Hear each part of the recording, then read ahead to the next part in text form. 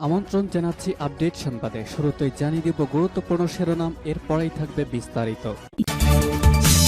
Hamas একটি brand, হামাসকে ধ্বংস করা যাবে না। এদিকে হামাসকে ধ্বংসের নীল নকশা, ইসরায়েলকে 100টি ব্লু 109 বাংকার ব্লাস্টার বোমা দিয়েছে আমেরিকা।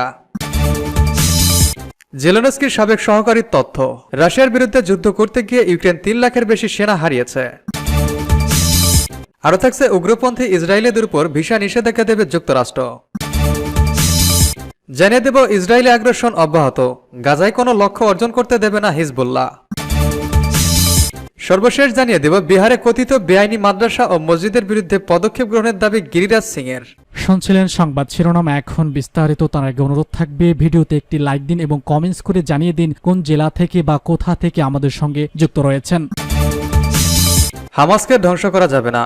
ফিলিস্তিনের অবরুদ্ধ গাজা উপত্যকায় সশস্ত্র গোষ্ঠী হামাসকে ধ্বংস করার যে প্রতিজ্ঞা ইসরায়েল নিয়েছে তা অর্জন করা সম্ভব নয়। হামাস কোনো ব্যক্তি বা সরঞ্জাম এবং কোনো অবকাঠামোর তালিকায় নয় যে তা ধ্বংস করা যাবে, বরং এটি আরও ব্র্যান্ডের নাম, একটি ধারণার নাম। ফরাসি সংবাদ মাধ্যম ফ্রান্স 24কে দেওয়া এক সাক্ষাৎকারে একথা বলেছেন লেবানিজ আমেরিকান গবেষক হুসেন ইবিশ। হামাসকে ধ্বংস করার যে লক্ষ্য তা স্বল্প মেয়াদে অর্জন করা সম্ভব কিনা এক প্রশ্নের জবাবে এমন মন্তব্য করেন তিনি। শুক্রবার এক প্রতিবেদনে এ খবর প্রকাশ করেছে সংবাদ মাধ্যমটি। টানা 1.5 মাসের বেশি সময় ধরে অবরুদ্ধ গাজা উপত্যকায় ইসরায়েলের সামরিক আগ্রাসনের পর গত 24 নভেম্বর একটি সাময়িক যুদ্ধবিরতিতে সম্মত হয় ইসরায়েল ও হামাস। 4 দিনের এ যুদ্ধবিরতি দুবার বেড়ে 7 দিন গড়ালো 8ম দিনে আবার শুরু হয় যুদ্ধ। বিশ্ব যখন গাজা উপত্যকায় একটি দীর্ঘস্থায়ী যুদ্ধবিরতির আশা করছিল, এ সময় পুনরায় যুদ্ধের এ দামামা বেজে ওঠায় আন্তর্জাতিক সম্প্রদায়গুলোর মধ্যে উদ্বেগ দেখা দিয়েছে। নেতানিয়াহু সরকার যে লক্ষ্যে এ যুদ্ধে ঝাঁপিয়ে পড়েছে তা স্বল্প সময়ে অর্জন করা সম্ভব না বলে মনে করছেন গবেষক হোসেন ইবিশ। তিনি বলেন, ইসরায়েল আক্রমণ চালিয়ে নিছক প্রতিশোধ নিতে চাইছে। হামাসকে ধ্বংস করার লক্ষ্যে যুদ্ধ জয় সম্ভব নয়, কারণ হামাস একটি ব্র্যান্ডের নাম এবং একটি ধারণা কোনো ব্যক্তি বা সরঞ্জাম বা অবকাঠামোর তালিকা নয় যেটি হত্যা বা ধ্বংস করা যেতে পারে। ইসরায়েল যাই করুক না কেন এ সংগঠন টিকে থাকবে। ইবিশ বলেন, সুতরাং প্রশ্ন হলো মূল যুদ্ধ শেষে গাজায় ইসরায়েলরা কি করতে চায় এবং তাদের কাছে এ প্রশ্নের কোনো উত্তর নেই। তারা তা বিবেচনা করছে বলে মনে হয় না। হামাস যোদ্ধাদের হত্যা করা এবং টানেল তাদের সব সরঞ্জাম ও অবকাঠামো ধ্বংস করার আপ্রাণ চেষ্টার বাইরে তারা আর কিছু ভাবছে বলে আমরা বিশ্বাস হয় না।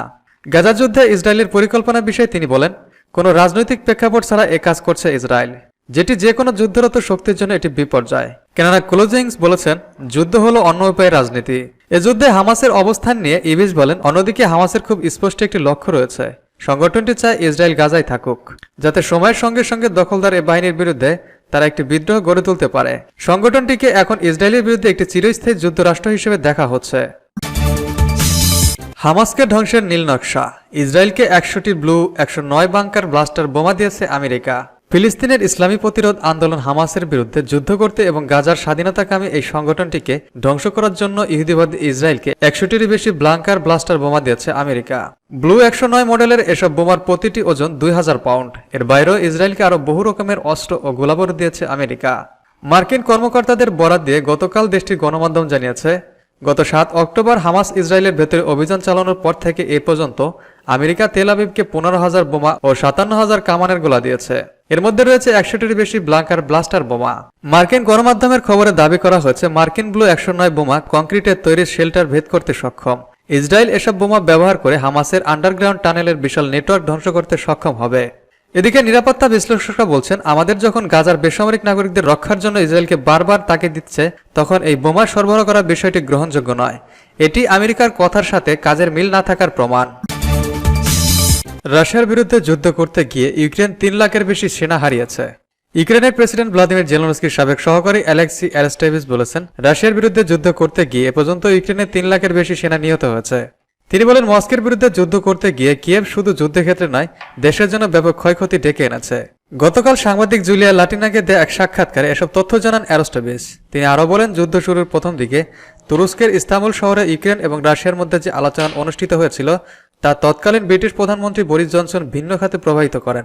সে সময় ব্রিটিশ প্রধানমন্ত্রী ইউক্রেনকে রাশিয়ার সাথে শান্তি চুক্তিতে পৌঁছানোর চেষ্টা বাদ দিয়ে যুদ্ধ চালিয়ে নেওয়ার কথা বলেন। অ্যারেস্টেভিচ বলেন, আমি ইস্তাম্বুল আলোচনায় অংশ নেওয়া প্রতিনিধি দলের একজন সদস্য ছিলাম, কিন্তু আমি জানতে পারিনি কিভাবে সেই আলোচনা ভেঙে গেল। অ্যারেস্টেভিচ দাবি করেন, ইউক্রেনের জোট নিরপেক্ষ থাকা এবং ন্যাটোর সদস্য না হওয়া ছিল মস্কোর জন্য রেড লাইন, কিন্তু সেই সময় কিয়েভ রাশিয়ার সাথে আলোচনা চালিয়ে নিতে অস্বীকৃতি জানায়। এই পদক্ষেপ শুধুমাত্র ধ্বংসযজ্ঞ ডেকে এনেছে এবং নেটো জোটে যোগ দিয়ে এখনো অনিশ্চিত বলে মন্তব্য করেন জেলেনস্কির সাবেক সহকারী। উগ্রপন্থী ইসরায়েলিদের উপর ভিসা নিষেধাজ্ঞা দেবে যুক্তরাষ্ট্র। ফিলিস্তিনের অধিকৃত পশ্চিম তীরে বেসামরিক ফিলিস্তিনি নাগরিকদের বিরুদ্ধে সহিংসতায় জড়িত উগ্রপন্থী ইসরায়েলি বসতি স্থাপনাকারীদের ভিসা নিষেধাজ্ঞা দিতে যাচ্ছে যুক্তরাষ্ট্র। আগামী কয়েক সপ্তাহের মধ্যে এই নিষেধাজ্ঞা আরোপ করা হবে বলে জানিয়েছে মার্কিন পররাষ্ট্র দপ্তরের এই জ্যেষ্ঠ কর্মকর্তা। ব্রিটিশ সংবাদমাধ্যম দ্য গার্ডিয়ান ও ইসরায়েলি সংবাদমাধ্যম টাইমস অফ ইসরায়েলের প্রতিবেদন থেকে জানা গেছে, বাইডেন প্রশাসন ইসরায়েলকে এরই মধ্যে জানিয়ে দিয়েছে ওয়াশিংটন আগামী কয়েক সপ্তাহের মধ্যে ওই উগ্রপন্থীদের বিরুদ্ধে ভিসা নিষেধাজ্ঞা ঘোষণা করবে। বৃহস্পতিবার ইসরায়েলে যান মার্কিন পররাষ্ট্রমন্ত্রী অ্যান্টনি ব্লিংকেন। সেখানে ইসরায়েলি প্রধানমন্ত্রী বেঞ্জামিন নেতানিয়াহুর সঙ্গে বৈঠক করেন। ওই বৈঠকে নেতানিয়াহুকে ব্লিংকেন জানিয়ে আসেন, পশ্চিম তীরে বেসামরিক ফিলিস্তিনিদের উপর হামলার ঘটনায় নিজস্ব ব্যবস্থা নেবে যুক্তরাষ্ট্র। এর অংশ হিসেবে বেশ কয়েকজন উগ্রপন্থী ইহুদিদের উপর ভিসা নিষেধাজ্ঞা দেওয়া হবে। তবে সেই ব্যক্তিদের পরিচয় বা সংখ্যার বিষয়ে কোনো তথ্য দেননি ব্লিংকেন।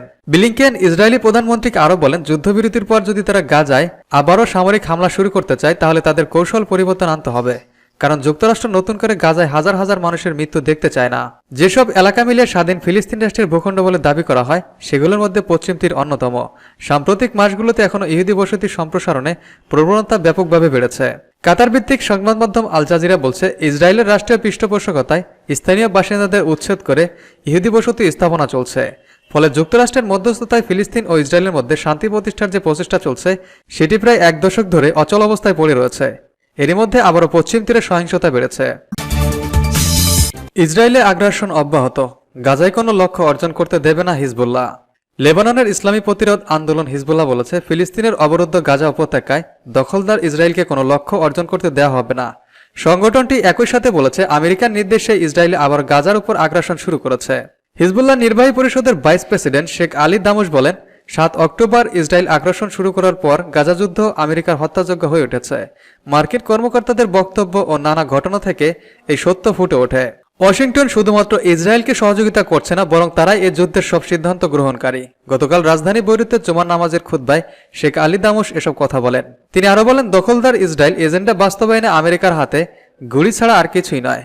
শেখ দামুশ বলেন, গাজায় বেসামরিক নাগরিকদের হত্যা না করার কথা বলে আমেরিকা বিশ্ব জনমতকে নিজের পক্ষে নেওয়ার চেষ্টা করছে, কিন্তু তারা কাউকে বোকা বানাতে পারবে না। তাদের এসব বক্তব্য চলমান এই হত্যা ও ধ্বংসযজ্ঞের দায় থেকে মুক্তি দিতে পারবে না। বিহারে কথিত বেআইনি মাদ্রাসা ও মসজিদের বিরুদ্ধে পদক্ষেপ গ্রহণের দাবি গিরিরাজ সিং এর। ভারতের বিহারে বেআইনি মাদ্রাসা ও মসজিদ রয়েছে অভিযোগ করে এসবের বিরুদ্ধে অবিলম্বে পদক্ষেপ গ্রহণের দাবি জানিয়েছেন কেন্দ্রীয় মন্ত্রী ও হিন্দুত্ববাদী বিজেপি সিনিয়র নেতা গিরিরাজ সিং। তার দাবি, বিহারে অবৈধভাবে নির্মিত মাদ্রাসা ও মসজিদের বন্যা বয়ে গেছে। বিহারের সাথে বাংলাদেশের ও নেপালের সীমান্ত রয়েছে এবং এসব সেখানে উল্লেখযোগ্যভাবে বৃদ্ধি পেয়েছে। এটি দেশের অভ্যন্তরীণ নিরাপত্তার জন্য উদ্বেগজনক। গতকাল সামাজিক যোগাযোগ মাধ্যমে এক বার্তায় গিরিরাজ সিং রাজ্য সরকারকে টার্গেট করে বলেন, এটা শুধু বিহার নয়, দেশের জন্য হুমকি হয়ে উঠছে। সরকারকে সময় থাকতে এসব নিয়ে ভাবতে হবে। বিহার ও দেশের নাগরিকদের নিরাপত্তার কথা ভাবতে হবে। তিনি বলেন, বিহার ও সরকারের উচিত অবিলম্বে মাদ্রাসাগুলো নিষিদ্ধ করা। সীমাঞ্চলের অবস্থা দেখে মনে হয় ধর্ম বা সম্পদ কোনোটাই রক্ষা হবে না। বিহারে প্রায় 3000 মাদ্রাসা রয়েছে। সবগুলো তদন্ত করা উচিত এবং ধর্মীয় মগজ ধুলাইয়ের পরিবর্তে এসব জায়গায় প্রগতিশীল শিক্ষা দেওয়া উচিত। বিহারের মুখ্যমন্ত্রী ও ডিজিউ নেতা নীতিশ কুমার এবং রাজ্যের সরকার শরিক দল আরজেডি প্রধান লালু প্রসাদ যাদবকে টার্গেট করে কেন্দ্রীয় মন্ত্রী ও বিজেপির সিনিয়র নেতা গিরিরাজ সিং বলেন, ভোটের লোভে নীতিশজি অনেক কিছু করেছেন। এখন বিহার এবং দেশের মধ্যে ক্রমবর্ধমান হুমকি বিবেচনা করুন। তা না হলে আগামী 20 বছরে বিহারের মানুষদের সম্পদ ও ধর্ম হুমকির মুখে পড়বে এবং এজন্য নীতিশ কুমার ও লালু যাদব দোষী হবেন বলে মন্তব্য করেন বিজেপির সিনিয়র নেতা গিরিরাজ সিং।